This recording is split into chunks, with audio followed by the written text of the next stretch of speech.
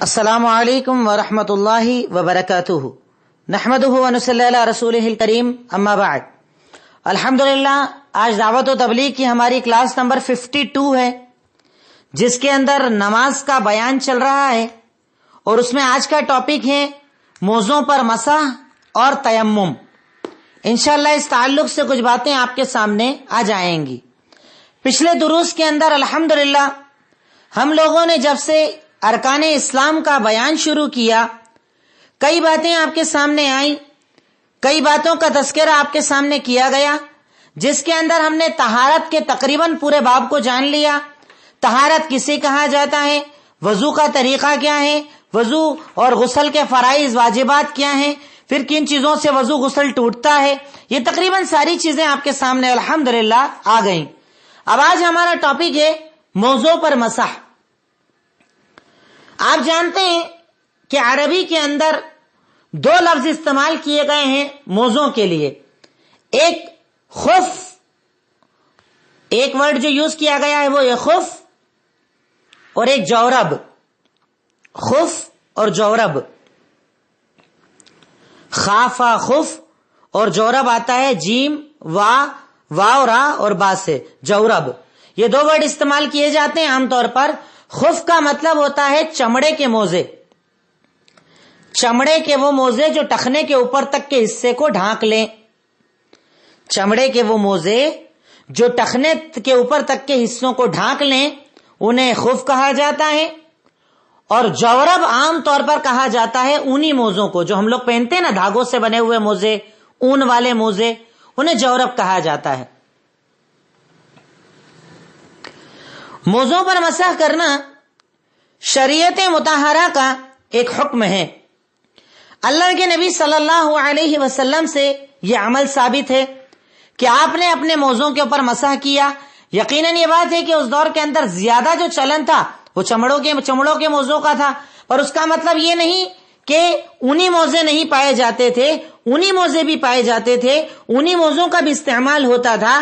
جیسا کہ آپ حدیث لکھ لیں، صحیح مسلم حدیث نمبر 274، صحیح مسلم حدیث نمبر 274. اللہ کے نبی صلی اللہ علیہ وسلم نے آپ کے بارے میں، آپ کے صحابی کہتے ہیں کہ آپ نے اپنے موزوں پر اور اپنے امامے پر مسح کیا. سر پر جو امامہ پہنا جاتا ہے نا، اگر امامہ آپ نے پہن رکھا ہے تو اس کے اوپر بھی مسح ہو سکتا ہے، اور اسی طریقے سے موزوں کے اوپر آپ نے مسح کیا. حدیث یہ ہے کہ اللہ کے نبی صلی اللہ علیہ وسلم نے اپنے موزے اور اپنے امامے کے اوپر مسح کیا، جسے یہ بات ثابت ہوتی ہے کہ موزے کے اوپر مسح کیا جا سکتا ہے، موزے کے اوپر مسح کرنا چاہیے. پر مسئلہ ہمارے یہاں پر جو اختلاف ہے وہ چمڑے کے موزوں کو لے کر نہیں ہے. ہمارے یہاں اختلاف ہے انہی موزوں کو لے کر جو ہم لوگ پہنتے ہیں، دھاگے سے بنے ہوئے، اون سے بنے ہوئے جو موزے ہوتے ہیں، ان کے بارے میں بہت زیادہ اختلاف ہے کہ اس پر مسح کیا جا سکتا یا نہیں کیا جا سکتا. تو راجح قول کے مطابق، صحابہ کرام کے عمل کے مطابق، اور خود اللہ کے نبی صلی اللہ علیہ وسلم کے عمل سے یہ بات ثابت ہے کہ آپ نے موزوں پر مسح کیا. اب جب یہ سوال لکھیں کیا انہی موزوں پر مسح کیا جا سکتا ہے، تو آپ لکھیں گے کہ خود اللہ کے نبی نے، آپ کے صحابہ نے یقیناً ان موزوں کے اوپر مسح کیا، اس لیے ہم اس پر مسح کر سکتے ہیں. انہی موزوں کے اوپر مسح کر سکتے ہیں کیونکہ اللہ کے نبی صلی اللہ علیہ وسلم نے ان موزوں کے اوپر مسح کیا، اور یہ آپ کا طریقہ مبارک تھا کہ آپ ان موزوں کے اوپر مسح کیا کرتے تھے. گرچہ اس دور کے اندر زیادہ چلن چمڑے کے موزوں کا تھا، پھر بھی اگر آپ نے نارمل جو موزے پہنے ہیں اگر ٹخنے کے اوپر تک ڈھکے ہوئے ہیں تو آپ اس کے اوپر مسح کر سکتے ہیں. بس یہ شرط ہے کہ ٹخنے کے اوپر کا ہونا چاہیے، ورنہ آج کل جو ایک موزے چلتے ہیں نا جو صرف تلے کے اوپر ہوتے ہیں، نیچے نیچے پہنے جاتے ہیں، اس پر مسح نہیں ہوگا. مسح کے لیے شرط ہے کہ ٹخنے تک کا حصہ کم سے کم ڈھکا ہوا ہونا چاہیے. تو ٹخنے تک کا حصہ اگر ڈھکا ہوا ہو تو ایسے موزے کے اوپر مسح کیا جا سکتا ہے. اللہ کے نبی صلی اللہ علیہ وسلم کا اور آپ کے صحابہ کا عمل اس سلسلے کے اندر موجود ہے. اب ہیڈنگ آئے گی موزوں پر مسح کرنے کی شرطیں کیا ہیں. موزوں پر مسح کرنے کی شرطیں کیا ہیں؟ نمبر 1، موزہ پہننے کے پہلے آدمی نے اچھی طرح وضو بنایا ہو اور پیروں کو دھویا ہو، پہلی شرط ہے۔ موزہ جب آپ پہنے تب آپ باوضو ہونا چاہیے، یعنی آپ نے وضو کیا، پورے جسم کے اعضاء کو دھویا، جو وضو کے اعضاء ہوتے ہیں، پیروں کو دھویا، اس کے بعد موزہ پہنا۔ اب اگر وضو ٹوٹ گیا تو آپ ڈائریکٹلی اس کے اوپر مسح کر سکتے ہیں، اس کو کھولنے کی ضرورت نہیں ہے، پر شرط یہ ہے کہ آپ نے اس کو وضو کر کے پہنا ہو۔ اگر بنا وضو کے آپ نے موزہ پہنا ہے تو آپ اس کے اوپر مسح نہیں کر سکتے۔ وضو اگر ٹوٹ جائے گا تو آپ کو موزوں کو کھولنا ہوگا اور کھولنے کے بعد آپ اس کے اوپر مسح کریں گے۔ تو موزوں کے اوپر مسح کرنے کی پہلی شرط یہ ہے کہ موزہ پہننے کے پہلے اچھی طریقے سے وضو بنایا ہو، تب آپ اس کو استعمال کر سکتے ہیں، تب آپ مسح کر سکتے ہیں، نہیں تو آپ مسح نہیں کر سکتے۔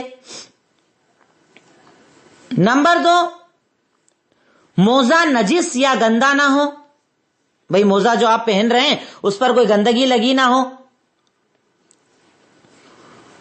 اور نمبر 3، ٹخنے کے اوپر تک کے حصے کو ڈھانکنے والا ہو۔ ٹخنے کے اوپر تک کے حصے کو ڈھانکنے والا ہو، یعنی ایسا نہ ہو کہ آدھا کھلا ہے، نیچے کا حصہ کھلا، آپ اس کے اوپر مسح کر رہے ہیں، ایسا نہیں ہوتا ہے۔ مسح کے لیے یہ شرط ہوتی ہے کہ وہ آپ کے پورے اس حصے کو، پیر کو، ٹخنے تک کے کم سے کم حصے کو ڈھانکنے والا ہونا چاہیے، تب آپ اس کے اوپر مسح کر سکتے ہیں۔ تو مسح کرنے کی یہ شرطیں 3 میں نے آپ کو بتا دی۔ اب اگلا پوائنٹ ہے کب تک مسح کیا جا سکتا ہے، یعنی مسح کرنے کی مدت کتنی ہے۔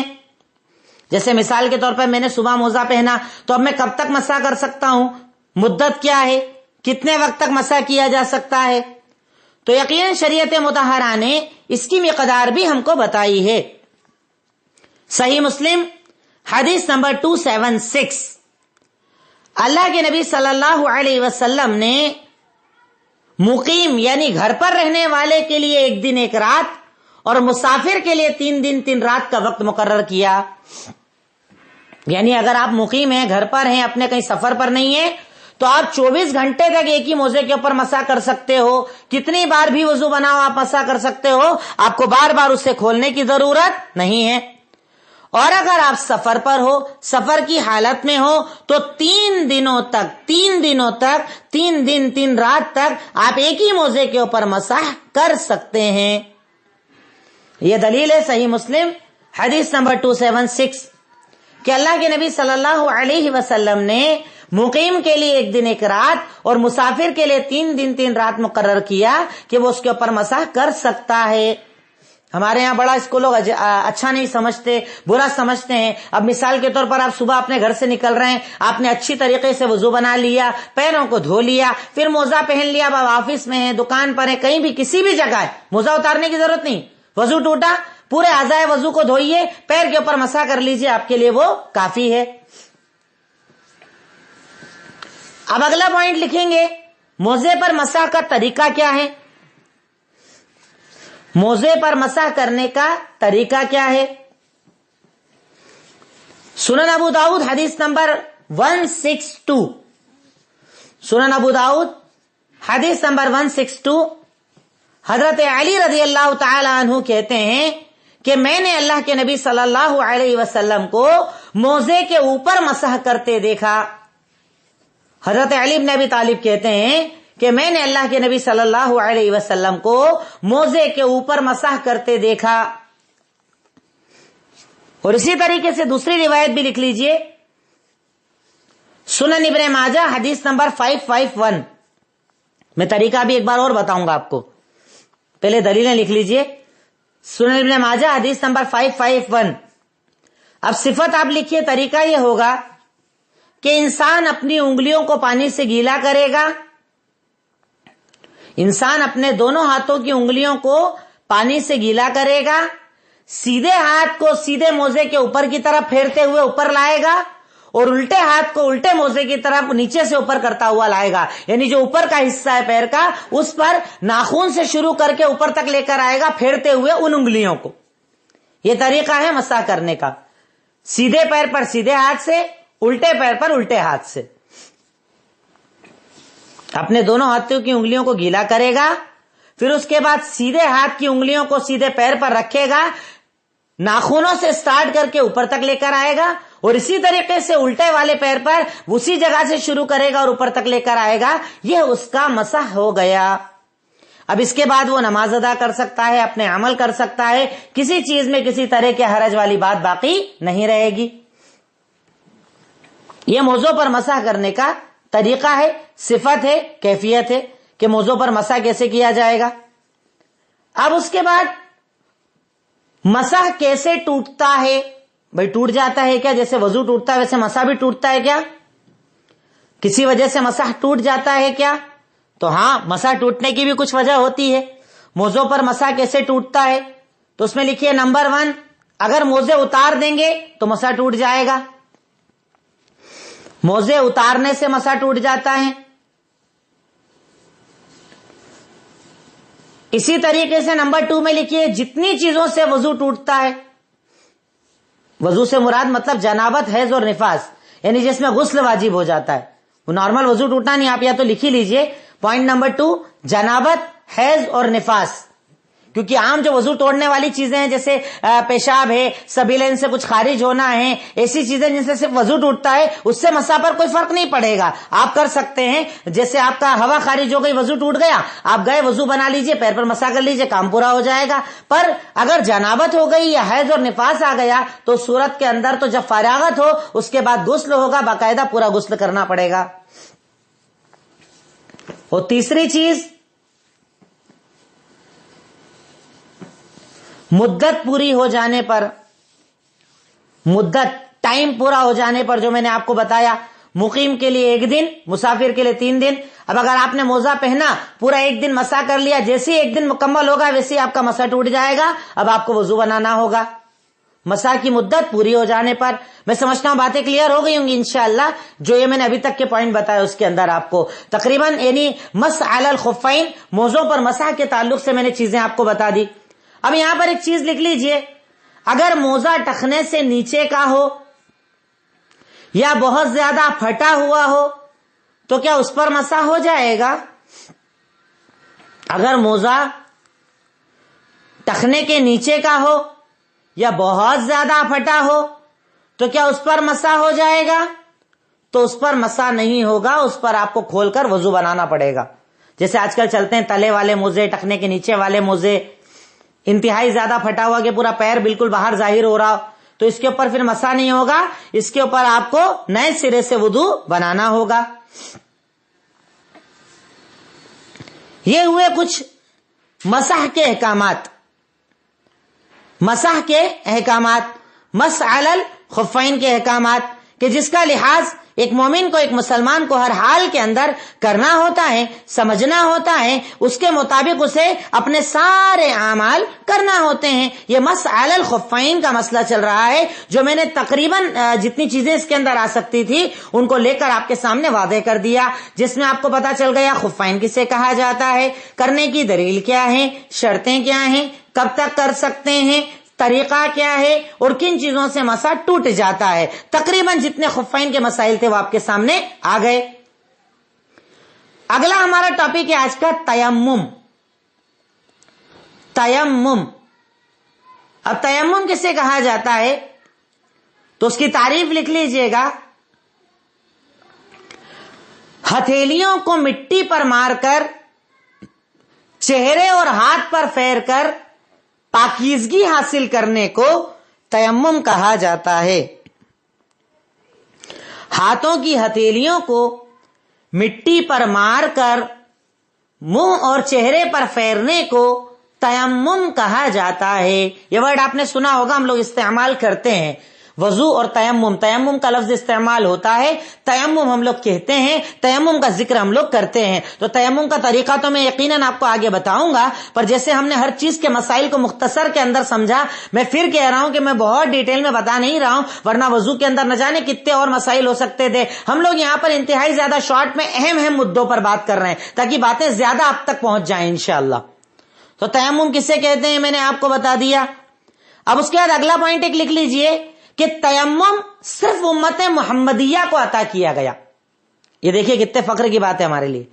ہم سے پہلی امتوں کو اللہ رب العالمین نے تیمم کا مسئلہ عطا نہیں کیا، یعنی آسانی عطا نہیں کی تھی کہ اگر تمہیں کوئی مسئلہ پڑ جائے، کوئی ایسی دقت آ جائے کہ پانی نہ ملے تو اس صورت کے اندر تم تیمم کر کے بھی کام چلا سکتے ہو. ایسا اللہ رب العالمین نے آسانی ہم سے پہلے امتوں کو نہیں عطا کی. ہم بڑے خوش نصیب ہیں کہ اللہ رب العالمین نے اس امت کو یہ آسانی عطا کی کہ اللہ رب العالمین ہمارے لیے اتنی آسانی رکھتا ہے کہ اگر ہمیں پانی نہ بھی مل پائے تو ہم تیمم کر کے بھی اپنے آپ کو پاک کر سکتے ہیں، اپنی عبادات کو عطا کر سکتے ہیں، ادا کر سکتے ہیں. اس سے ایک بات یہ بھی پتہ چلتی ہے کہ ایک مومن کو کسی بھی حال میں اپنی عبادتیں چھوڑنا نہیں چاہیے، عبادتیں چھوڑنا نہیں چاہیے، کیونکہ شریعت مطہرہ نے ہم پر کتنی آسانیاں کر دی ہے، کتنا آسان دین ہمیں اللہ رب العالمین نے دے دیا ہے. اس کے بعد بھی اگر کوئی عبادت نہ کرے، اس کے بعد بھی اگر کوئی نماز نہ پڑھے تو بڑا ناشکرا ہے، اللہ تعالیٰ کی اس نعمت کا شکریہ ادا نہیں کرتا ہے. تو آپ نے نیکسٹ پوائنٹ یہ لکھا کہ تیمم صرف امت محمدیہ کی خاصیت ہے. اس کی دلیل آپ لکھ لیں سورہ نساء آیت نمبر 43، سورہ نساء آیت نمبر 43 کہ جس میں اللہ تعالیٰ نے ذکر کیا ہے تیمم کا کہ اگر تمہیں پانی نہ ملے، پہلے وضو کا ذکر ہے، اس کے بعد تیمم کا ذکر ہے، سعیدن کا ذکر ہے، مٹی کا ذکر ہے کہ اگر تمہیں پانی نہ ملے تو تم تیمم کر لو، یہ بھی تمہارے لیے چل جائے گا، اس میں بھی تمہارا معاملہ حل ہو جائے گا اور اس میں بھی اللہ رب العالمین تمہاری عبادتوں کو قبول کر لے گا. یعنی ایسا نہیں ہے کہ ایک آدمی وضو بنائے اور ایک آدمی تیمم کرے تو دونوں کے ثواب میں فرق ہوگا، دونوں ایک برابر ثواب کے مستحق ہوں گے. اور یہ خاصیت اللہ رب العالمین نے صرف اس امت کو عطا کی، اس کے علاوہ کسی امت کو اللہ رب العالمین نے یہ چیز عطا نہیں کی. تو اس پر ایک مومن کو ہمیشہ اللہ رب العالمین کا شکریہ ادا کرنا چاہیے. اور آپ ایک اور دلیل لکھ لیں صحیح بخاری حدیث نمبر 335، اسی پوائنٹ کے اندر صحیح بخاری حدیث نمبر 335 جس میں اللہ کے نبی نے کہا مجھے 5 ایسی چیزیں دی گئی ہے جو مجھ سے علاوہ کسی امت کو نہیں دی گئی. اس میں آپ نے یہ جملہ کہا جعلت لی الارض مسجدا وطہورا. حالانکہ حدیث میں پہلے بتا چکا ہوں کہ اللہ تعالیٰ نے میرے لیے زمین کو یعنی مٹی کو مسجد بھی بنایا ہے اور پاکیزگی حاصل کرنے کی چیز بنایا. مطلب پاکیزگی کا مطلب تیمم. اللہ تعالیٰ نے میرے لیے زمین کو یعنی مٹی کو مسجد بھی بنایا ہے اور پاکیزگی حاصل کرنے والی چیز بنایا ہے.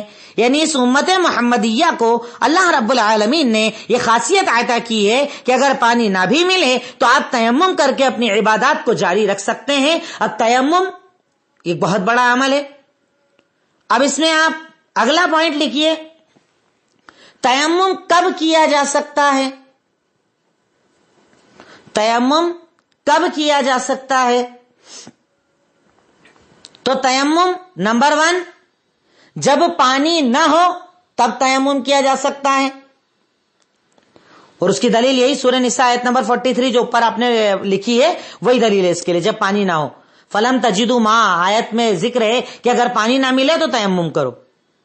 اور نمبر 2 کوئی ایسی بیماری ہو جس میں آپ پانی استعمال نہیں کر سکتے، کوئی ایسی بیماری یا لکھ لیجئے مجبوری، کوئی ایسی بیماری یا مجبوری ہو کہ آپ اس میں پانی استعمال نہیں کر سکتے تو آپ تیمم کر سکتے ہیں. کوئی ایسی بیماری یا مجبوری کہ جس میں آپ پانی استعمال نہیں کر سکتے وہاں پر آپ تیمم کا استعمال کر سکتے ہیں، تیمم کر سکتے ہیں. ایک پوائنٹ یہاں پر اور لکھیے گا، تیمم کن چیزوں کے لیے ہوتا ہے؟ تیمم کن چیزوں کے لیے ہوتا ہے؟ تو تیمم وضو کے لیے بھی ہوتا ہے، مطلب وضو کے برابر ہوتا ہے. جیسے وضو کر کے آپ نماز پڑھ سکتے، طواف کر سکتے، ویسے ہی سیم آپ اس کے لیے بھی کر سکتے ہیں. یعنی وضو کے برابر ہوتا ہے یا وضو کے لیے ہوتا ہے. تیمم کن چیزوں کے لیے ہوتا ہے؟ تو تیمم ایک تو وضو کے لیے ہوتا ہے کہ آپ کو وضو کی حاجت ہے، وضو کرنا ہے، پانی نہیں مل رہا ہے یا پانی استعمال نہیں کر سکتے تو آپ وضو کی جگہ تیمم کر سکتے ہیں. لیکن اسی طریقے سے تیمم جو ہے وہ غسل کے لیے بھی ہوتا ہے. تیمم جو ہے وہ غسل کے لیے بھی ہوتا ہے. دلیل لکھ لیجئے صحیح بخاری حدیث نمبر 338 اس کی اس دلیل کو جو ہے میں آگے صفت کے اندر کلیئر کروں گا، پر آپ صرف اتنا لکھ لیں، یہاں پر دلیل نمبر لکھ لیں تو کافی رہے گا۔ صحیح بخاری حدیث نمبر 338 جس میں اس چیز کا ذکر ہے، حدیث آگے بتا رہا ہوں کہ اگر کسی کو غسل کی حاجت ہو، جنابت ہو گئی، گندگی ہو گئی، ناپاکی ہو گئی اور پانی نہیں مل رہا ہے تو اس ناپاکی کو بھی انسان مٹی کے ذریعے زائل کر سکتا ہے۔ مطلب کپڑے کو خرچ کر صاف کر لے، اس کے بعد تیمم کر لے، وہ غسل کے بھی برابر ہو جائے گا اور اس کے بعد وہ اپنی نمازوں کو ادا کر سکتا ہے۔ تو تیمم وضو کے لیے بھی ہے اور تیمم غسل کے لیے بھی ہے، یعنی دونوں کے برابر اللہ رب العالمین نے اس تیمم کو قرار دیا ہے۔ سوچئے نا، مجھے تعجب ہوتا ہے، اتنی آسانیاں شریعت مطہرہ نے جن مسلمانوں کو دے دی، اس کے بعد بھی اگر وہ اللہ تعالیٰ کی عبادت سے دور ہیں، مطلب وہ کس طریقے کے لوگ ہیں؟ ان کے اندر کیا دین بچا ہے؟ ان کے اندر کیا اللہ کا ڈر بچا ہے؟ یقیناً نہیں بچا ہے، کیونکہ اگر اللہ رب العالمین کا خوف ان دلوں کے اندر موجود ہوتا تو یہ کبھی بھی اس طریقے سے عمل نہ کرتے، کبھی بھی بے نمازی نہ رہتے، کبھی بھی نمازوں کے لیے یہ چیز ذکر نہ کرتے کہ مجھے یہ تکلیف ہے، مجھے وہ پریشانی ہے۔ نیکسٹ، اس کے بعد تیمم کن چیزوں سے ٹوٹتا ہے؟ تیمم کن چیزوں سے ٹوٹتا ہے؟ اس میں لکھیے گا نمبر 1، ہر وہ چیز جس سے وضو ٹوٹتا ہے اس سے تیمم بھی ٹوٹتا ہے۔ ہر وہ چیز جس سے تیمم ٹوٹتا، جس سے وضو ٹوٹتا ہے اس سے تیمم بھی ٹوٹتا ہے۔ جیسے ہوا خارج ہونا ہے، پیشاب کی حاجت کے لیے آدمی جا رہا ہے، جو بھی چیزیں میں نے بتائی تھی آپ کو وضو کے باب کے اندر، جس میں وضو ٹوٹنے والی چیزیں بتائی تھی، ان ساری چیزوں سے جس سے وضو ٹوٹے گا اس سے تیمم بھی ٹوٹ جائے گا، کیونکہ وضو کے بالکل برابری میں ایک چیز شریعت نے ہم کو دی ہے، وہ ہے تیمم۔ تو جو وضو کے احکامات وہی تیمم کے احکامات۔ اور نمبر 2، پانی کا مل جانا، یعنی ایسا آدمی جو پانی نہ ملنے کی وجہ سے تیمم کر رہا ہے، اب جیسے ہی پانی ملا ویسے ہی اس کا تیمم ٹوٹ جائے گا، اب اس کو وضو بنانا پڑے گا۔ نمبر 2 لکھیے پانی کا مل جانا، لیکن اس میں ساتھ میں یہ لائن لکھ لیجئے گا، اس شخص کے لیے جس نے پانی نہ ملنے کی وجہ سے تیمم کیا ہو، ورنہ اگر بیمار آدمی ہے جو پانی استعمال نہیں کر سکتا، وہ پانی مل بھی جائے تب بھی اس کا تیمم نہیں ٹوٹتا ہے۔ تیمم صرف کس کا ٹوٹے گا؟ ایسا آدمی جس نے تیمم صرف پانی نہ ملنے کی وجہ سے کیا ہو، پانی ملتے ہی اس کا تیمم ٹوٹ جائے گا۔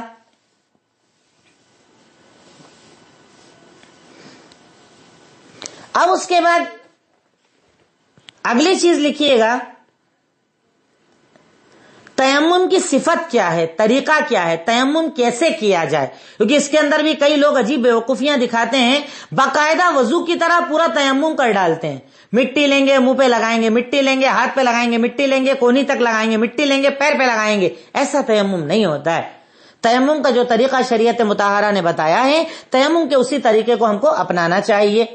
اور دلیل جو میں نے آپ کو اوپر بتائی نا، وہی واپس لکھ لیجئے، صحیح بخاری حدیث نمبر 338۔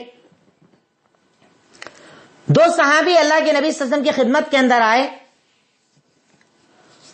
اور ایک نے آ کر کہا کہ اللہ کے نبی صلی اللہ علیہ وسلم، مجھے ایک مرتبہ سفر میں جنابت میں ہو گیا، ناپاکی میں ہو گیا، پانی بھی نہیں تھا، تو میں نے ایسا کیا کہ جیسے غسل کرتے ہیں نا پانی سے، ویسی پورا مٹی کے اندر لوٹ گیا، پورا اپنے بدن کو مٹی کے اندر لوٹا لیا اور اسے تیمم سمجھ کر میں نے نماز پڑھ لی۔ کیا کیا؟ اللہ کے نبی صلی اللہ علیہ وسلم، میں سفر میں تھا، جنابت کے اندر ہو گیا، پانی نہیں ملا، تو میں نے یہ کیا کہ میں نے مٹی کے ذریعے پورے بدن کو مٹی مل لیا، یعنی پورے بدن پر مٹی کو اچھی طریقے سے مل لیا اور اس کے بعد میں نے نماز ادا کی۔ اب اللہ کے نبی صلی اللہ علیہ وسلم نے ارشاد فرمایا کہ تیرے لیے اتنا ہی کافی تھا، تیرے لیے اتنا ہی کافی تھا۔ پھر آپ نے کر کے بتایا، آپ نے اپنی دونوں ہتھیلیوں کو زمین پر مارا، طریقہ بھی لکھ لیجئے گا، آپ نے اپنی دونوں ہتھیلیوں کو زمین پر مارا، پھر ہتھیلیوں کو پھونکا، پھونکنے کے بعد اپنے چہرے پر پھیرا اور اپنے ہاتھوں پر پھیرا، اور آپ نے کہا یہ تیرا تیمم مکمل ہو گیا۔ کتنا آسان طریقہ بتایا۔ صحابی نے کہا اللہ کے نبی، مجھے پانی نہیں ملا، میں سفر میں تھا، میں نے مٹی کے اندر پورا اپنے آپ کو لوٹ پوٹ لگا لیا، پورا صاف کر لیا، اس کے بعد نماز پڑھی۔ تب اللہ کے نبی صلی اللہ علیہ وسلم نے کہا کہ تیرے لیے اتنا ہی کافی تھا۔ پھر آپ نے کر کے بتایا، آپ نے اپنی دونوں ہتھیلیوں کو زمین پر مارا، پھر انہیں پھونکا، پھر اپنے چہرے پر پھیرا اور اپنے ہاتھوں پر پھیرا اور کہا یہ تیرا تیمم مکمل ہو گیا۔ اس سے نماز ادا ہو سکتی، اس سے عبادت ہو سکتی، اس سے آپ کے سارے معاملات ادا ہو سکتے ہیں۔ یہ تیمم کا مختصر سا طریقہ اللہ کے نبی صلی اللہ علیہ وسلم نے ہمیں اس حدیث کے اندر سکھایا، سمجھایا اور بتایا کہ تیمم کا طریقہ کیا ہو. تو آپ لوگ بھی دھیان رکھیے گا، کبھی اگر موقع پڑ جائے آپ کو تیمم ہی کرنا ہو، پانی کی دقت ہو، کوئی پریشانی ہو جائے تو بڑی آسانی شریعت نے دی ہے. مٹی لیجئے، اپنی دونوں ہتھیلیوں کو مٹی پر رکھیے، ماریے، اس کے بعد مٹی سے ہتھیلیوں کو اٹھائیے، پھونکیے، اس کے بعد اپنے چہرے پر ایک بار پھیر لیجئے اور اپنے ہاتھوں پر ایک بار پھیر لیجئے. یہ آپ کا تیمم مکمل ہو جائے گا اور اسی تیمم سے اب آپ نماز ادا کریں گے. یہاں پر آ کر تقریباً ہمارا طہارت کا پورا باب مکمل ہو جاتا ہے. اب اس کے بعد شروع کرتے ہیں ہم نماز. آج میں صرف ابتدائی 2 چیزیں بیان کر کے بات ختم کر لوں گا. کل آپ کے سامنے آئے گا نماز کی فضیلت کیا ہے، نماز کی اہمیت کیا ہے. کل بڑا اہم ٹاپک رہے گا انشاءاللہ. تو آج تو میں صرف اسٹارٹنگ پوائنٹ جو ہے نماز کا وہ ذکر کروں گا. سب سے پہلی چیز نماز. تو لکھیں نماز یا صلات کسے کہتے ہیں؟ نماز یا صلات کسے کہتے ہیں؟ کیونکہ عربی کے اندر نماز اردو میں بولتے ہیں، عربی میں کیا کہتے ہیں؟ صلات. صاد لام الف گولتا صلات. نماز کسے کہتے ہیں؟ تو لغت کے اندر، ڈکشنری کے اندر صلات کہا جاتا ہے دعا کو. صلات کا مطلب ہوتا ہے دعا. نماز کے لغوی معنی یا صلات کے لغوی معنی ہوتے ہیں دعا، اور صلات کے اصطلاحی معنی ہوتے ہیں زبان اور جسم سے کی جانے والی وہ خاص عبادت. زبان اور جسم سے کی جانے والی وہ خاص عبادت جو تکبیر سے شروع ہوتی ہے اور تسلیم پر ختم ہوتی ہے. زبان اور جسم سے کی جانے والی وہ خاص عبادت جو تکبیر یعنی اللہ اکبر سے شروع ہوتی ہے اور تسلیم یعنی السلام علیکم ورحمۃ اللہ پر ختم ہوتی ہے، اسے نماز کہا جاتا ہے. کیونکہ جب آپ نماز کے لیے کھڑے ہوتے ہیں نا تو آپ کہہ دیتے ہیں جب اللہ اکبر، مطلب بات ختم. آپ نے اللہ اکبر بولا یعنی آپ نماز کے اندر اب داخل ہو گئے، نماز آپ کی شروع ہو گئی، نماز کو آپ نے شروع کر لیا. یہ طریقہ ہے نماز کا اور اس کی بہت زیادہ قدر ہم لوگ کرتے ہیں. آپ نے کہا اللہ اکبر مطلب آپ کی نماز شروع ہو گئی، اور آپ نے کہا السلام علیکم ورحمۃ اللہ، اس کا مطلب آپ کی نماز ختم ہو گئی. اب اپنی عام حالت کے اندر آپ آ گئے.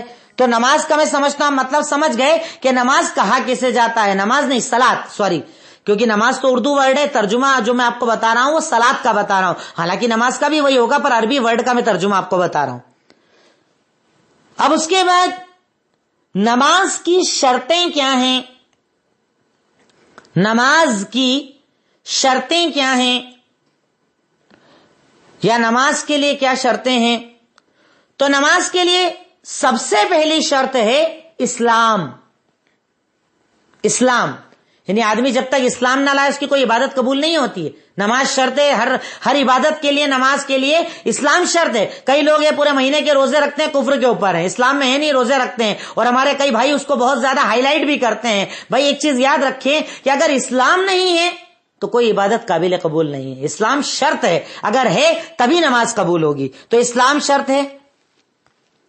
اس کی دلیل لکھ لیں سورہ فرقان آیت نمبر 23. اللہ تعالیٰ کا فرمان کہ یقیناً وہ لوگ جنہوں نے کفر کیا ہم ان کے اعمال کی طرف آئیں گے اور انہیں اڑا دیں گے، ذرات کی طرح اڑا دیں گے. یعنی ان کا کوئی عمل قبول نہیں ہوگا. کافر کا کوئی عمل قبول نہیں ہوگا. یعنی عمل کی قبولیت کے لیے اسلام شرط ہے. ہم ان کے عمل کی طرف آئیں گے اور انہیں دھول کی طرح اڑا دیں گے. اللہ تعالیٰ نے سورہ فرقان آیت نمبر 23 کے اندر کہا. اور میں پہلے بھی کہہ چکا ہوں کہ آیتوں کا ترجمہ آپ ڈائریکٹ قرآن سے لکھ لیجئے گا تو وہ زیادہ بہتر رہے گا انشاءاللہ. تو نماز کی پہلی شرط ہے اسلام. نمبر 2 عقل. عقل کا ہونا مطلب پاگل کے اوپر نماز نہیں ہے، چھوٹا بچہ جو عقل شعور نہیں رکھتا اس کے اوپر نہیں ہے، مجنون ہوتے ہیں، دیوانے ہوتے ہیں، ان کے اوپر نماز نہیں ہے. نماز کے لیے عقل بھی شرط ہے، جسے عربی میں عاقل بھی کہا جاتا ہے، عقل بھی کہا جاتا ہے. یعنی انسان عقل والا ہونا چاہیے، نماز کی شرط ہے. دلیل سنن ابو داؤد حدیث نمبر 4398. سنن ابو داؤد حدیث نمبر 4398. اللہ کے نبی صلی اللہ علیہ وسلم نے ارشاد فرمایا کہ اللہ تعالیٰ نے 3 لوگوں سے قلم کو اٹھا لیا. یعنی ان کا 3 لوگوں کا اس حالت میں جب تک وہ رہیں گے حساب نہ ہوگا. اس حالت کے کسی غلطی کا حساب نہیں ہوگا. 3 لوگوں سے اللہ تعالیٰ نے قلم کو اٹھا لیا ہے. عن النائم حتی یستیقظ، سونے والا جب تک کہ وہ اٹھ نہ جائے. عن الصبی حتی یحتلم، بچہ جب تک کہ وہ جوان نہ ہو جائے. عن المجنون حتی یفیق، وہ پاگل جو جب تک صحیح نہ ہو جائے. اگر پاگل ہے، بالکل عقل شعور نہیں ہے، کھانے پینے اٹھنے بیٹھنے کپڑے کسی چیز کا شعور نہیں ہے، ایسے انسان کے اوپر کوئی قلم نہیں ہے، کوئی حساب کتاب نہیں ہے. سونے والا جب تک کہ وہ اٹھ نہ جائے. بھائی نیند کے اندر اگر کوئی انسان غلطی کر رہا ہے تو اس کی سزا نہیں دی جائے گی، کیونکہ وہ کنٹرول میں نہیں ہوتا ہے نا، اسے پتہ ہی نہیں ہوتا ہے. نمبر 2، بچہ جب تک کہ وہ جوان نہ ہو جائے، پاگل جب تک کہ وہ صحیح نہ ہو جائے، ان کا حساب کتاب نہیں ہوگا تو اس کے اوپر عبادت بھی نہیں ہے. نمبر 3، بالغ ہونا. بالغ ہونا، اور بالغ ہونے کی جو شریعت نے اصطلاح بتائی ہے وہ یہ، لڑکوں کے اندر احتلام ہونا شروع ہو جائے، لڑکیوں کے اندر حیض آنا شروع ہو جائے.